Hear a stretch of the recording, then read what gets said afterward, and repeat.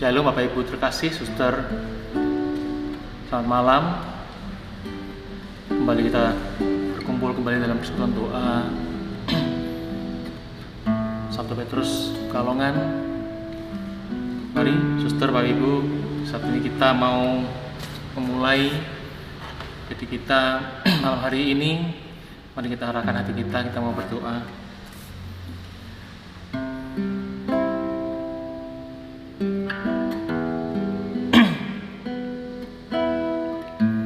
Kita mau berikan tanda kebenaran Kristus di dalam nama Bapa dan Putra dan Roh Kudus. Amin.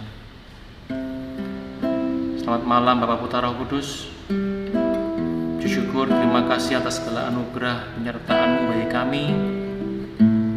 Bersyukur, terima kasih oleh kesetiaan-Mu sehingga kami boleh sampai saat ini. Semua karena anugerah dan kemurahan-Mu. Bapa dalam surga, biarlah saat ini Engkau menyertai kami acara ini dari awal pertengahan hingga akhir. Penuhilah kami dengan kasih setia-Mu.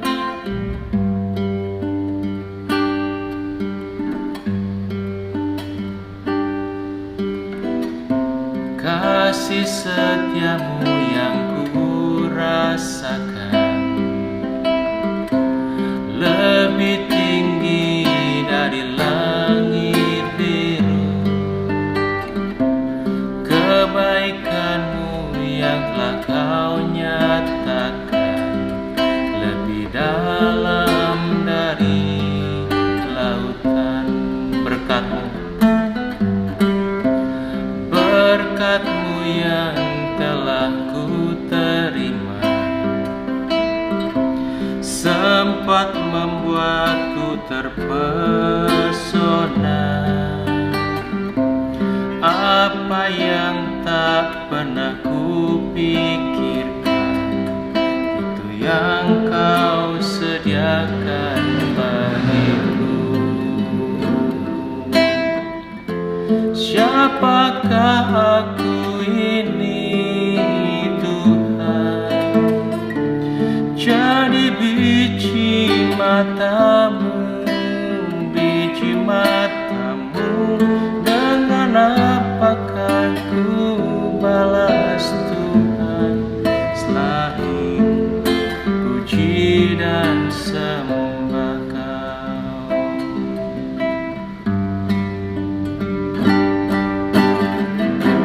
Kasih setia-Mu yang ku rasakan lebih tinggi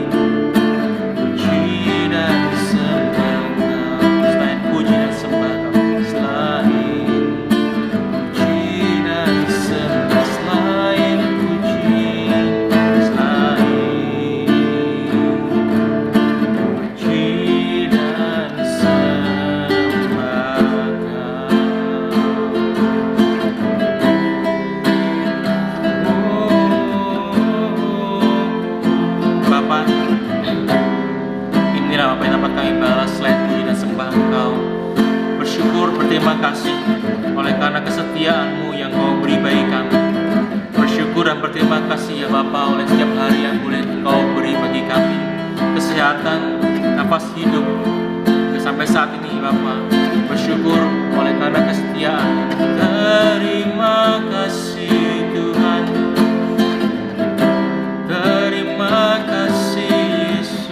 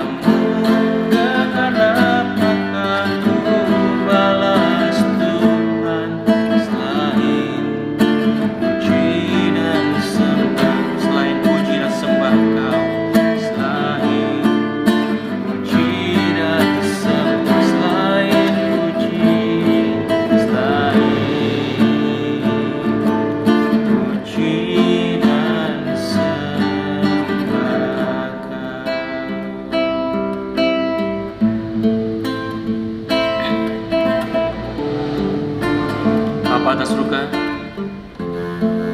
kebaikan-Mu boleh kami rasakan. Berkat-Mu Engkau sediakan Bapa yang tidak pernah kami pikirkan. Sungguh karena Engkau-lah Bapa yang mengasihi kami. Terima kasih Yesus. Bapa atas surga, kalau sebentar kami akan menaikkan puji-pujian penyembahan akan Engkau. Terus sertai pimpin kami, penuhilah kami dengan urapan-Mu yang baru.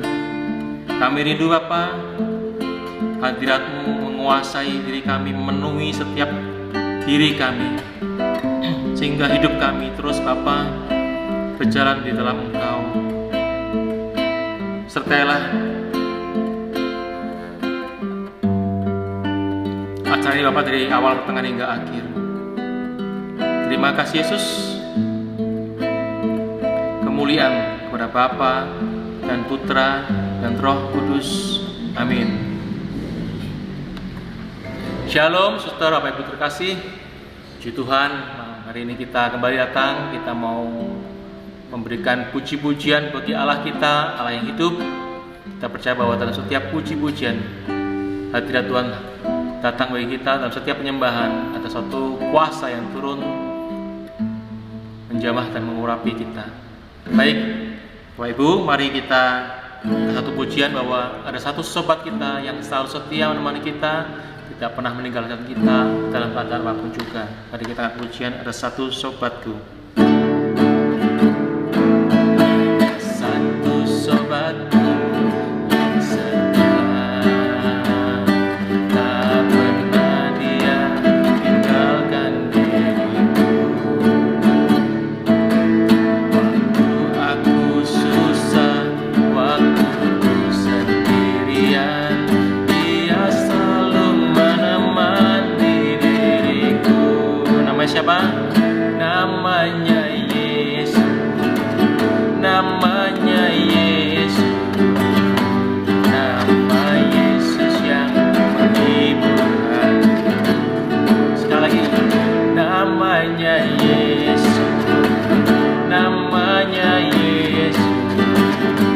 Nama Yesus yang menghibur hatiku. Mari kita puji sekali. Ada satu sobatku yang setia, tak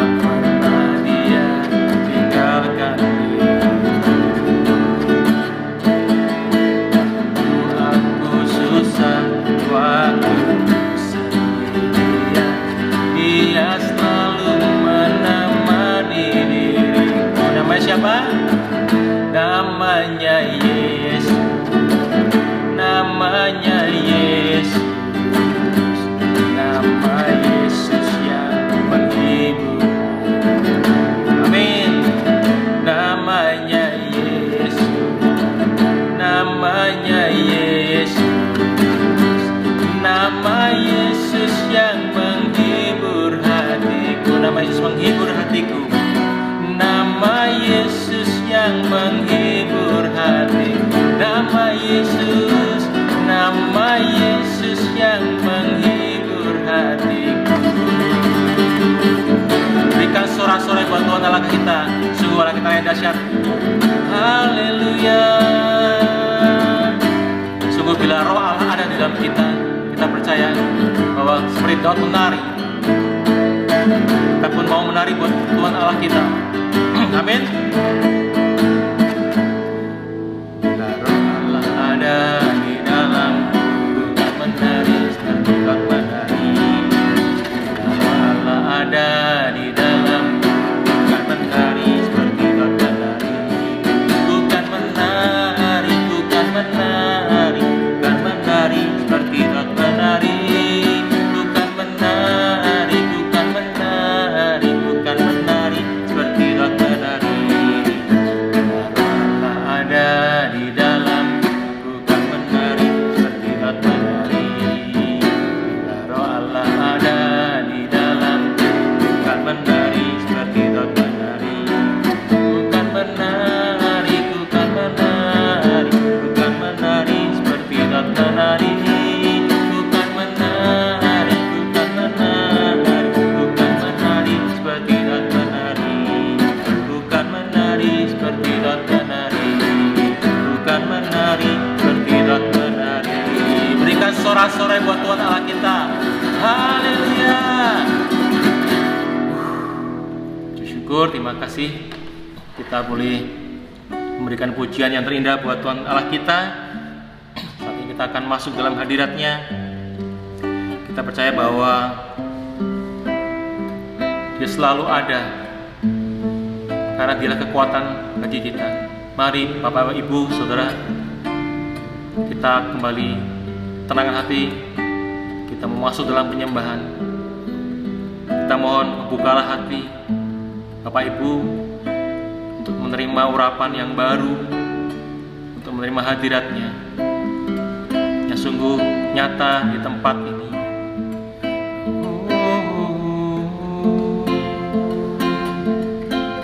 Engkaulah kekuatanku, Engkaulah kekuatanku, tempat perlindunganku saat badai menerpa.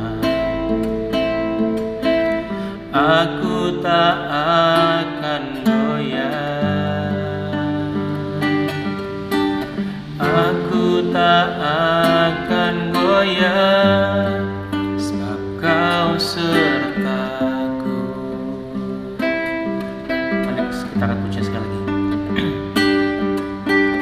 Engkaulah kekuatanku,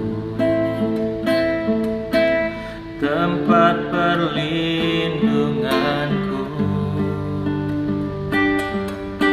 saat badai menerpa.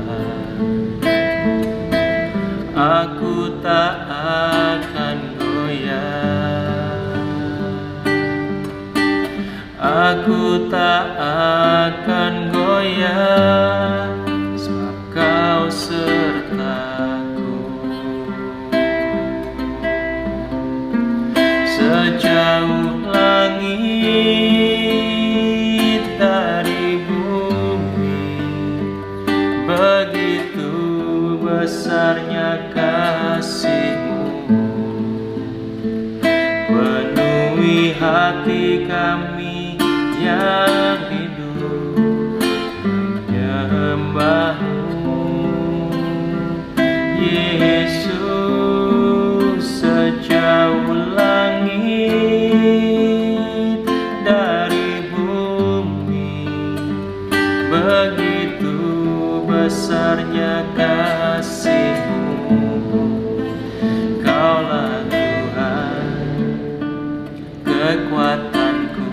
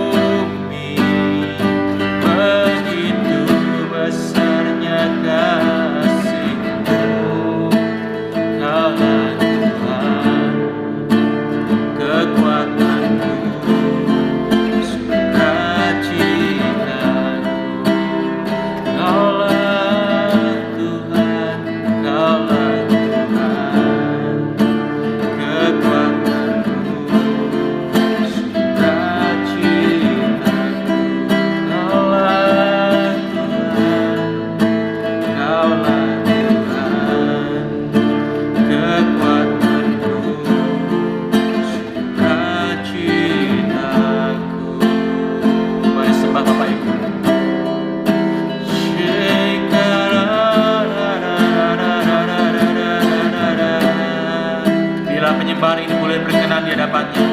Terus sembah Dia. Arahkan hatimu, arahkan pikiranmu.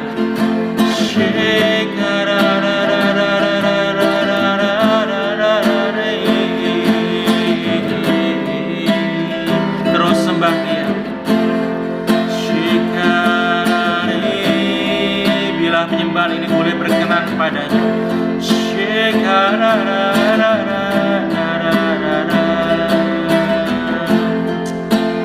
I will worship you, Lord. Ku sembah Kau Bapa, kami menyembah-Mu.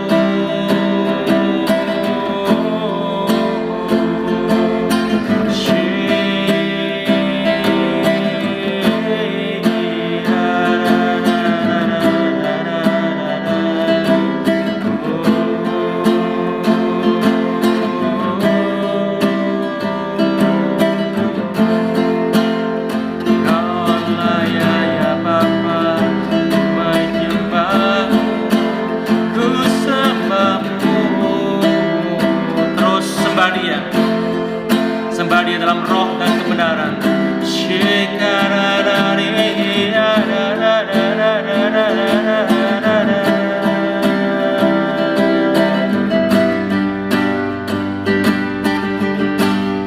Sejauh langit dari bumi, begitu besarnya kasih-Mu.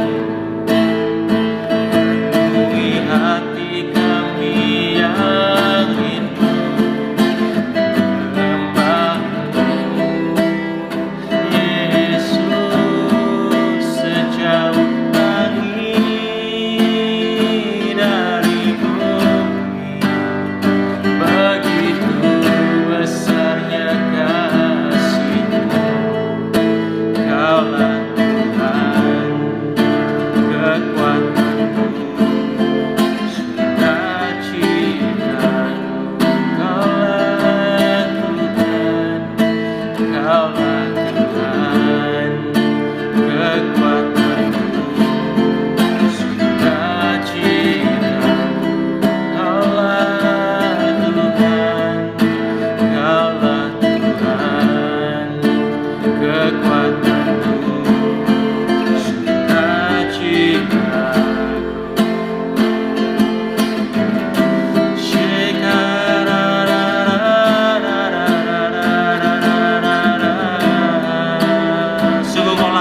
dahsyat, ajaib dan perkasa, Allah yang luar biasa.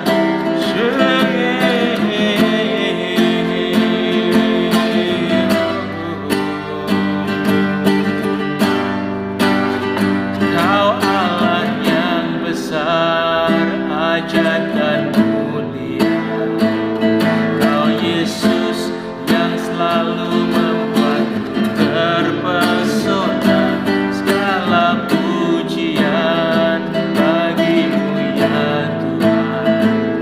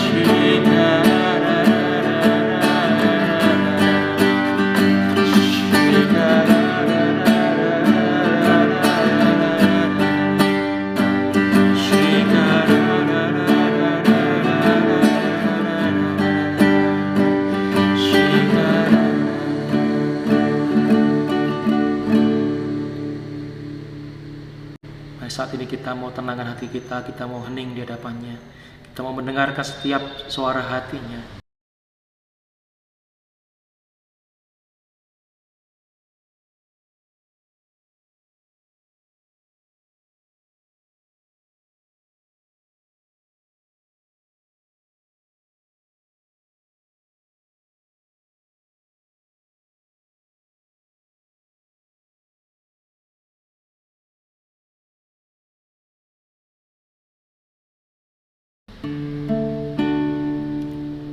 Bapa dalam surga, terima kasih karena kemurahan-Mu.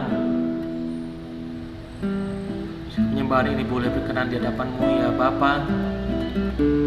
Malam hari ini kami bersyukur Bapa, setiap firman yang akan disampaikan oleh Pak Widodo, Bapa dalam surga, oleh karena kemurahan-Mu, anugerah-Mu, biarlah Engkau saat ini urapi lidah bibir Pak Widodo, sehingga apa yang dia katakan ini sungguh berasal daripada Engkau, sehingga setiap firman yang boleh taburkan tertanam dalam hati kami dan boleh menjadi berbuah yang manis sehingga dapat dinikmatilah semua orang. Terima kasih ya Bapa. Kemuliaan pada Bapa dan Putra dan Roh Kudus seperti pada permulaan, sekarang, selalu, dan sepanjang segala abad. Amin. Suster, Bapak, Ibu, dan saudara-saudari terkasih di dalam Kristus Yesus, selamat malam, shalom, berkah dalam. Pada malam hari ini kita akan mendalami firman tentang hikmat yang benar dari surat Paulus yang pertama kepada umat di Korintus bab 2 ayat 6 sampai 10 dan ayat 14. Mari kita dengarkan bersama, saya akan bacakan. Judul perikopnya, hikmat yang benar. Sungguh pun demikian, kami memberitakan hikmat di kalangan mereka yang telah matang, yaitu hikmat yang bukan dari dunia ini dan yang bukan dari penguasa-penguasa dunia ini, yaitu penguasa-penguasa yang akan ditiadakan. Tetapi yang kami beritakan ialah hikmat Allah yang tersembunyi dan rahasia, yang sebelum dunia dijadikan telah disediakan Allah bagi kemuliaan kita. Tidak ada dari penguasa dunia ini yang mengenalnya. Sebab kalau sekiranya mereka mengenalnya, mereka tidak menyalibkan Tuhan yang mulia. Tetapi seperti ada tertulis, apa yang tidak pernah dilihat oleh mata dan tidak pernah didengar oleh telinga dan tidak pernah timbul di dalam hati manusia, semua yang disediakan Allah untuk mereka yang mengasihi Dia. Karena kepada kita Allah telah menyatakannya oleh Roh. Sebab Roh menyelidiki segala sesuatu, bahkan hal-hal yang tersembunyi dalam diri Allah. Tetapi manusia duniawi tidak menerima apa yang berasal dari Roh Allah, karena hal itu baginya adalah suatu kebodohan dan ia tidak dapat memahaminya. Sebab hal itu hanya dapat dinilai secara rohani. Demikianlah sabda Tuhan. Saudara-saudariku terkasih, sebelum kita mendalami isi firman yang baru saja kita dengar bersama tadi, marilah terlebih dahulu kita memahami pengertian apa itu hikmat itu. Dari tinjauan ensiklopedia, secara singkat saya katakan, hikmat adalah pengertian dan pemahaman yang dalam dan benar. Dari teologi yang berarti secara iman, kita pasti akan mengejar apa itu benar. Semua manusia beriman pasti mengakui yang benar itu hanyalah Allah. Manusia pasti bisa salah, kalau Allah pasti benar dan tidak pernah salah, karena dialah sang kebenaran sejati. Berbicara tentang kebenaran, Allah telah menyampaikan kebenaran itu melalui firman-Nya kepada para nabi sejak awal dulu. Baik yang langsung berupa suara, berupa nubuat, berupa penglihatan, dan bahkan berupa kejadian yang bisa dilihat oleh mata. Seperti laut merah yang terbelah, tiang awan, tiang api, dan sebagainya. Nah, tadi dikatakan kebenaran itu disampaikan oleh Allah melalui firman-Nya. Berbicara soal firman, sebagai orang beriman, kita pasti langsung teringat. Pada mulanya adalah firman. Firman itu bersama-sama dengan Allah. Dan firman itu adalah Allah. Ini yang tertulis di Yohanes 1, Yohanes bab 1 ya, ayat 1. Firman itu adalah Allah. Ini yang saya garis bawahi ya. Lalu di ayat 14-nya tertulis demikian. Firman itu telah menjadi manusia dan diam di antara kita, dan kita telah melihat kemuliaannya, yaitu kemuliaan yang diberikan kepadanya sebagai anak tunggal Bapa, penuh kasih karunia dan kebenaran. Ini merujuk dan menunjuk pada diri Yesus, Sang Firman itu. Nah, lalu akhirnya kita pasti berpikir ya, pada mulanya firman. Firman itu adalah Allah. Firman itu menjadi manusia. Firman itu Yesus. Berarti Yesus sama dengan Allah dong. Ya iyalah. Karena Sang Firman itu adalah Allah sendiri. Kehendak Allah. Apa perintah-perintah Allah yang mau disampaikan? Apa larangan-larangan Allah yang mau disampaikan? Itu wujudnya berupa firman. Berupa kehendak keinginan Allah. Dan itu Allah merendahkan diri, menyampaikannya secara langsung dan berwujud manusia. Allah mau menjadi daging, menjadi manusia. Merasakan seperti manusia-manusia ini yang berdosa ini. Cuma tetap satu yang istimewa. Tidak berdosa. Dan tidak berasal dari pembuahan manusia. Ini yang tetap berbeda karena dia Allah. Dan lagi juga di antara semua para nabi, hanya Yesuslah yang bisa membangkitkan orang mati. Atau karena ketika di dalam Injil itu ketika Yesus bersama para rasul, ada rasul yang diberi kuasa untuk dapat menghidupkan. Tapi dari mana kuasanya? Yesus. Bukan rasulnya yang membangkitkan.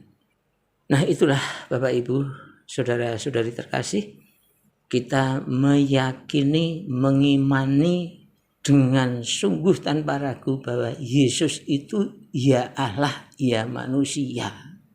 Lalu ketika Yesus akan naik ke surga, Yesus sendiri yang menjanjikan dan mengatakan, jangan khawatir kamu saya tinggal.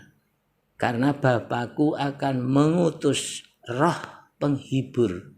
Berdiamlah dulu di Yerusalem, yaitu Roh Kudus yang akan diutus oleh Bapa. Kenapa dikatakan Roh Kudus? Karena Roh Allah sendiri, Allah Kudus.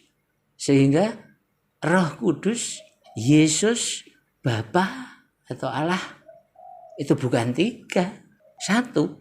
Jelas sekali ya. Jadi bagi kita yang beriman yang memperoleh hikmat, pasti tidak akan ragu dan tidak akan bingung. Walaupun sebagian di luar sana yang tidak memperoleh hikmat ya bingung.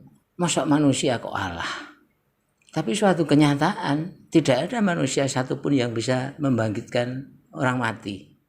Dan diakui nantinya yang akan datang di hari akhir juga Yesus itu yang menjadi hakim yang adil, yang akan mengadili orang hidup dan yang mati. Oleh karena itu ya diakui sebenarnya Yesus itu adalah yang terkemuka di dunia dan di akhirat. Yang terkemuka di dunia dan akhirat. Enggak ada nabi manapun, enggak ada yang terkemuka di dunia dan akhirat selain Yesus.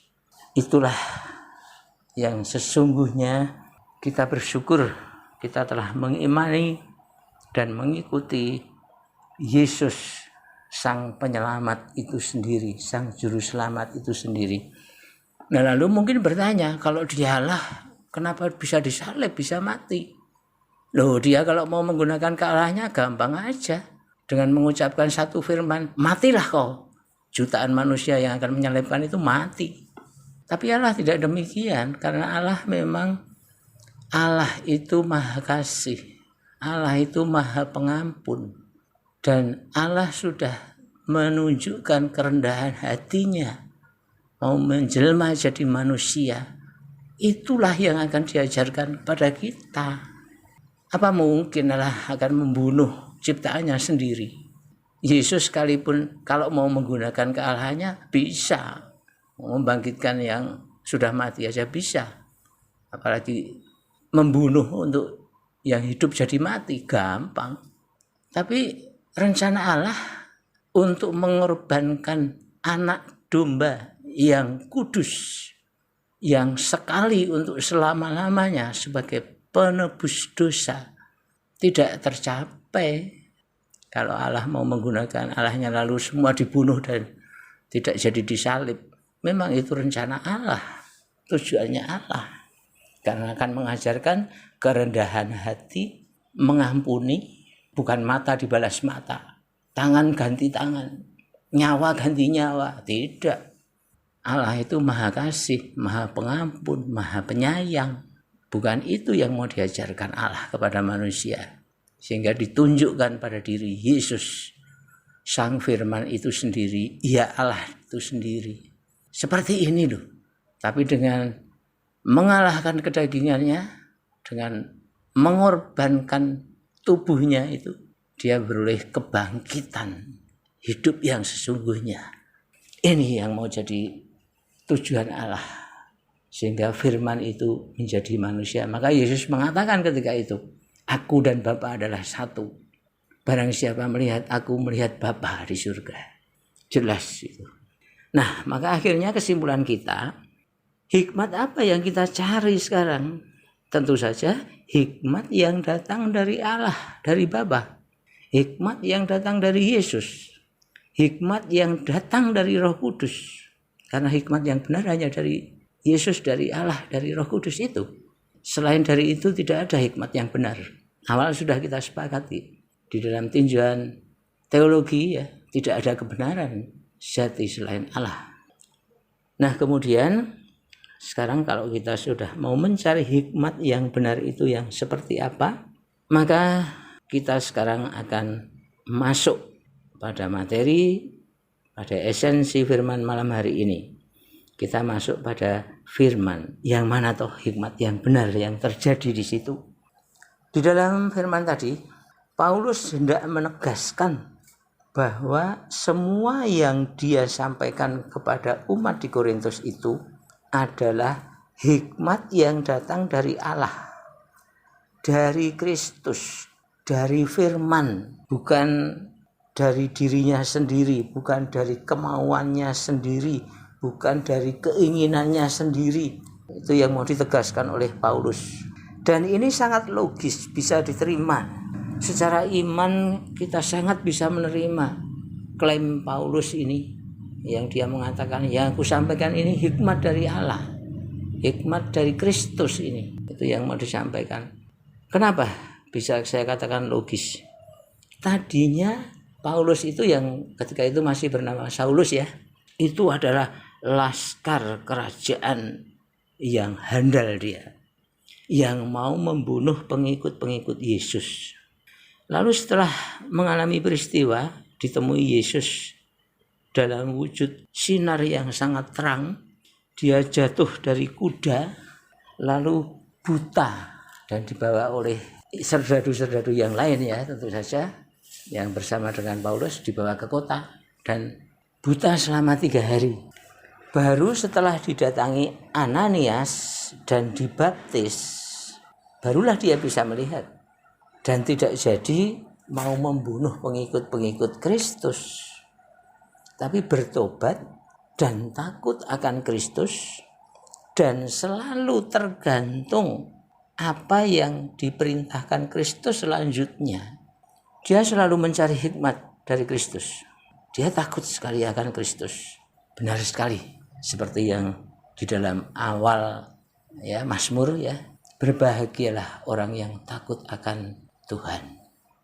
Dalam peristiwa ini pun Ananias yang biasa setia pada Kristus juga menerima hikmat seperti yang tertulis pada Kisah Rasul 9, 10, 11, 12, 13. Akan saya baca coba. Di Damsyik ada seorang murid Tuhan bernama Ananias. Firman Tuhan kepadanya dalam suatu penglihatan. Nah, ini firman ditunjukkan oleh Allah Bapa, oleh Yesus berupa penglihatan dan memanggil penglihatannya itu. Ananias, jawabnya, ini aku Tuhan. Kemudian firman Tuhan, mari pergilah ke jalan yang bernama Jalan Lurus dan carilah di rumah Yudas seorang dari Tarsus yang bernama Saulus, ia sedang berdoa. Dan ini nanti kelanjutannya kan Saulus itu ditumpang tangan lalu bisa melihat.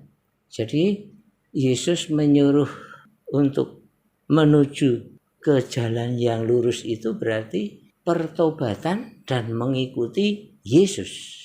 Itu adalah jalan yang lurus. Saya lanjut ayat 12-nya.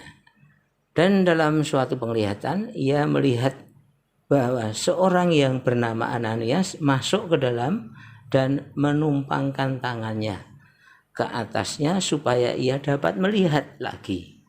Jawab Ananias, Tuhan, dari banyak orang telah kudengar tentang orang itu, betapa banyaknya kejahatan yang dilakukannya terhadap orang-orang kudus-Mu di Yerusalem.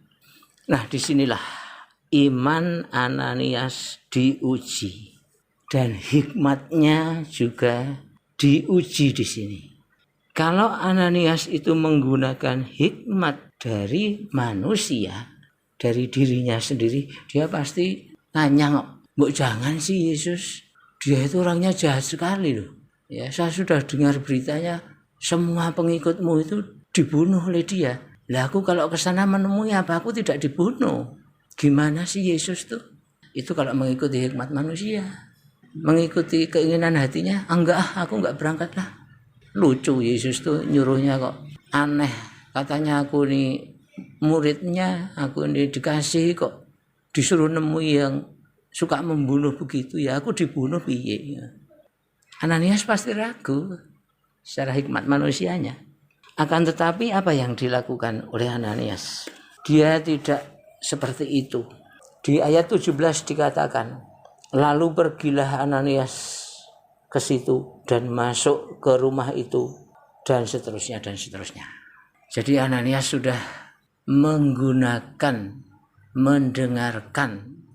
hikmat dari penglihatannya pada Tuhan Yesus itu, perintahnya itu. Iya, aku pokoknya berangkat. Sembuh aku nek konar mati bareng apa mbuh ra weruh. Saya hanya taat dengan perintah Tuhan dan hikmat saya juga mengatakan saya harus ke sana apapun terjadi. Demikian Bapak Ibu. Contoh-contoh hikmat yang dari Allah, ya, yang bukan dari manusia. Nah, itu dialami oleh para rasul dan juga kita semua.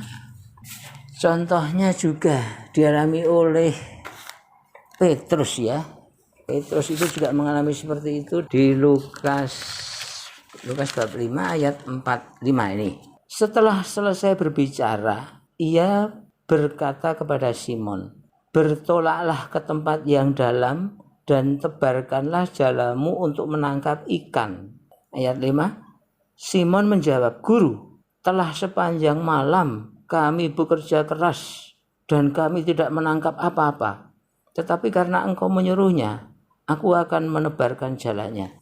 Petrus menggunakan hikmat yang dari Allah. Kalau dia menggunakan hikmat dari manusia, dia yel-yelan sama Yesus. Kamu tuh gimana sih Yesus? Kamu gak tahu ya untuk teknik-teknik nelayan. Kamu gak punya pengetahuan ya tentang penangkapan ikan itu. Kamu tuh nggak tahu kemaritiman ya berarti. Wong saya tadi malam sudah di tengah, logikanya mesti banyak ikan aja nggak dapat apa-apa. Sekarang saya sudah di tepian, sudah hampir pagi, sudah hampir terang matahari. Kamu suruh untuk lempar ke tengah sedikit dan dilempar. Mana bisa dapat ikan? Ini kalau hikmat manusia. Ayel-ayelan dia. Tapi karena Petrus menggunakan hikmat yang dari Allah, aku karena percaya Yesus itu di dalam imannya ketika itu ialah Mesias, dialah Mesias. Aku lempar aja. Dan nyatanya apa? Memperoleh tangkapan yang luar biasa. Tidak masuk akal manusia. Tidak begitu ke tengah, itu pun dapat segitu banyaknya. Itulah kalau kita mengikuti hikmat yang dari Allah. Nah, Bapak Ibu, saudara-saudari terkasih, suster, lalu bagaimana sih dalam penerapan kita, hidup sehari-hari kita? Sebenarnya hikmat dari Allah itu selalu terjadi di dalam setiap peristiwa hidup kita, bahkan yang terkecil sekalipun. Saya ambil contoh ini. Pada suatu hari, saya mau datang ke rumah teman, ada suatu urusan, tapi ketika saya mau berangkat itu saya gerak-gerak. Di rumah enggak ya dia ya, jam-jam segini nih pergi enggak ya. Ketika saya gerak-gerak begitu sebenarnya sudah ada yang paling ringan sekali ini. Hikmat itu adalah suara hati. Tadi kalau ada mata hati, ada telinga hati, juga ada suara hati itu. Jangan berangkat sekarang.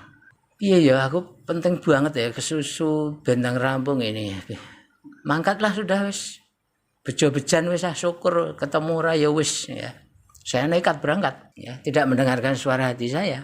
Betul Bapak Ibu, ternyata enggak ketemu. Lalu kalau sudah seperti itu tuh nimbal ternyata. Aduh ini enggak ketemu sudah terlanjur sampai sini udahlah. Yang lain lagi yang B, teman B datang ke sana ya enggak ketemu lagi. Ada saja udah. Ini saya mengalami sendiri. Saya yakin suster, Bapak Ibu dan saudara-saudari terkasih pernah mengalami yang demikian. Dan nyambung dengan yang firman Rabu yang lalu disampaikan oleh Mbak Eki ya. Bahwa ternyata dalam peristiwa itu kita harus menghadirkan Allah. Gak bisa kita berjalan sendiri. Nah, bagaimana cara menghadirkan Allah? Ya itu tadi. Berusaha mendengar hikmat dari Allah. Yang paling ringan, paling sederhana adalah suara hati. Yang lebih jelas itu seperti yang saudara-saudara kita memperoleh karunia sudah berupa suara, bisa nubuat. Atau yang memperoleh karunia berupa penglihatan, itu adalah hikmat, cetha kalau itu. Tapi kalau yang masih belum cetha banget itu ya suara hati itu.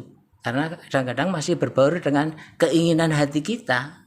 Itu loh yang perlu kita mohon terus, kita latih terus, dan kita sangat-sangat berharap Tuhan Yesus hari demi hari itu semakin menyempurnakan roh kita untuk peka mendengarkan hikmat-Nya.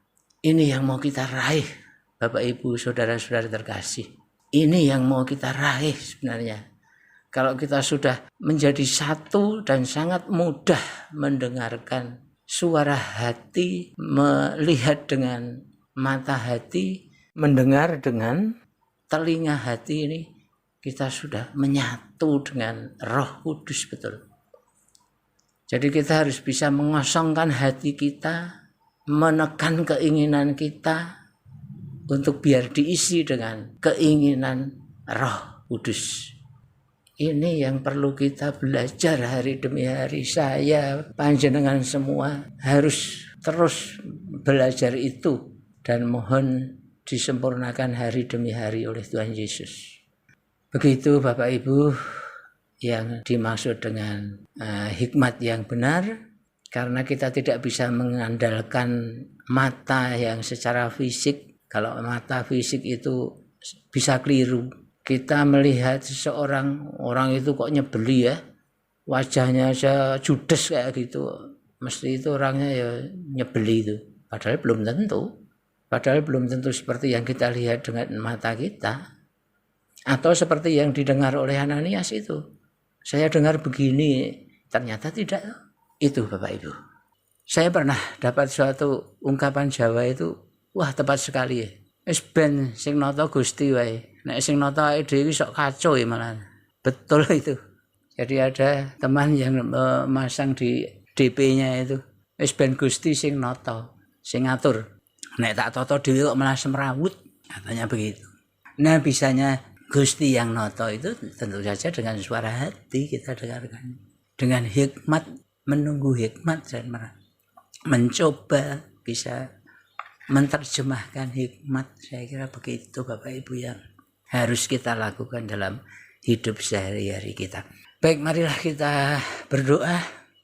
Mohon hikmat yang benar dalam setiap peristiwa yang kita alami dalam hidup kita, yang selalu terjadi dan tidak pernah lepas, ya, karena kita semua ingin menghadirkan Kristus di dalam segala peristiwa kehidupan kita. Mari kita berdoa di dalam roh dan kebenaran. Kita mohon agar disempurnakan hari demi hari, semakin sempurna oleh karena kuasa Kristus.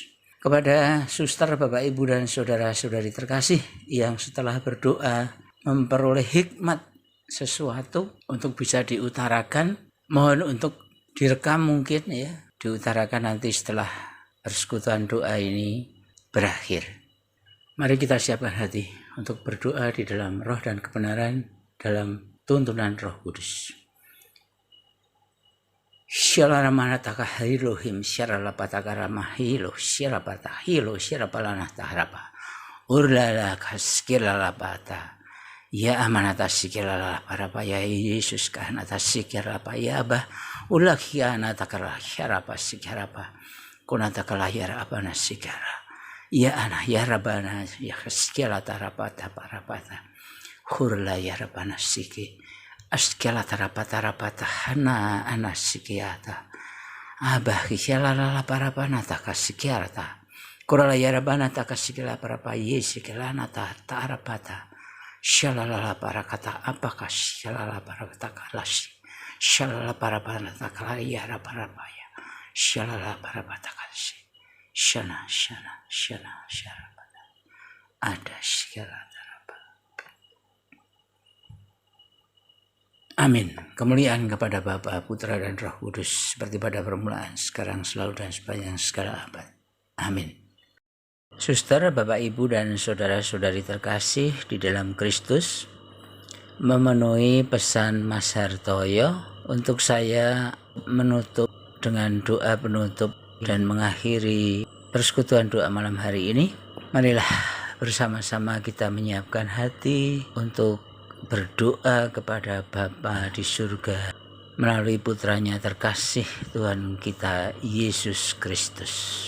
Allah Bapa di surga yang maha kasih, kami mohon kemurahan-Mu dan belas kasih-Mu ya Bapa, agar kami manusia yang lemah ini, yang masih sering mengutamakan ego kami, yang masih sering mendahulukan keinginan hati kami, ubahlah ya Bapa. Jadikanlah kami alat-Mu ya Bapa, agar kami mampu turut meluaskan kerajaan-Mu. Dengan semakin Engkau tajamkan, kami mampu mendengarkan suara hikmat yang benar, yang hanya datang dari Engkau melalui Putra-Mu terkasih Tuhan kami Yesus Kristus, di dalam tuntunan Allah Roh Kudus yang senantiasa menyertai hidup kami. Kami mohon kabulkanlah doa kami ya Tuhan. Kami berdoa untuk para gembala kami ya Bapa, berikanlah senantiasa kesehatan, semangat, serta kemampuan untuk memimpin domba-dombanya di paroki Santo Petrus Pekalongan ini, sehingga kemuliaan-Mu, kerajaan-Mu akan semakin luas di daerah Pekalongan ini, oleh karena romo-romo pastor penggembala kami yang telah bekerja menjadi seorang gembala yang baik. Kami mohon kabulkanlah doa kami ya Tuhan. Kami berdoa juga Bapa, dan bersyukur yang nampaknya COVID Corona semakin hari nampaknya telah semakin menjauh dan telah Engkau singkirkan, sehingga sudah semakin sedikit sekali kami mendengar berita-berita kematian. Segerakanlah Bapa, dengan segala kemurahan-Mu, suasana negeri kami kembali seperti semula. Aktivitas dapat kami lakukan dalam kondisi yang aman, negara yang segar, yang sehat. Semuanya itu hanya kuasa-Mu lah yang akan memampukan segalanya terjadi. Kami mohon kabulkanlah doa kami ya Tuhan. Bapa yang Maha Kasih, kami satukan doa-doa kami ini dan juga ungkapan syukur kami atas persekutuan doa malam hari ini dengan doa yang Engkau ajarkan sendiri, doa keagungan-Mu, doa kemuliaan-Mu, dan doa kekuatan kami setiap hari. Bapa kami yang ada di surga, dimuliakanlah nama-Mu, datanglah kerajaan-Mu, jadilah kehendak-Mu di atas bumi seperti di dalam surga. Berilah kami rezeki pada hari ini, dan ampunilah kesalahan kami, seperti kami pun mengampuni yang bersalah kepada kami. Dan janganlah masukkan kami ke dalam pencobaan, tetapi bebaskanlah kami dari yang jahat. Amin. Bunda Maria, Bunda yang suci, manusia yang terpilih Allah,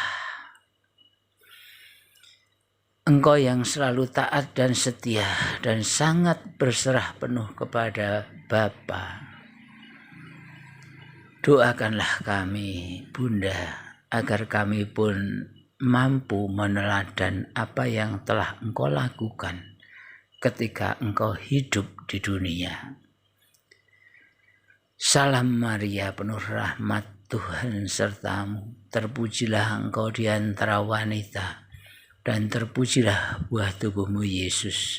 Santa Maria, Bunda Allah, doakanlah kami yang berdosa ini, sekarang dan waktu kami mati. Amin.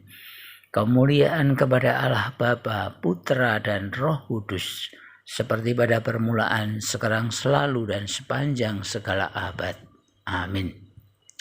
Terpujilah nama Tuhan Yesus, Maria, dan Yosef, sekarang dan selama-lamanya. Amin.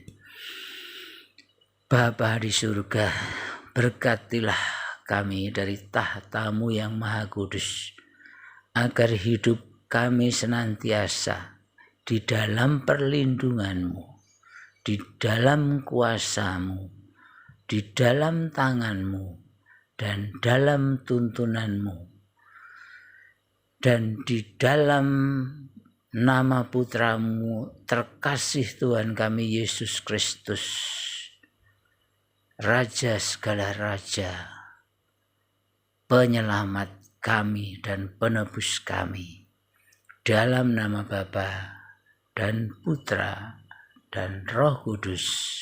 Amin. Saat ini kita mau menyanyikan lagu penutup.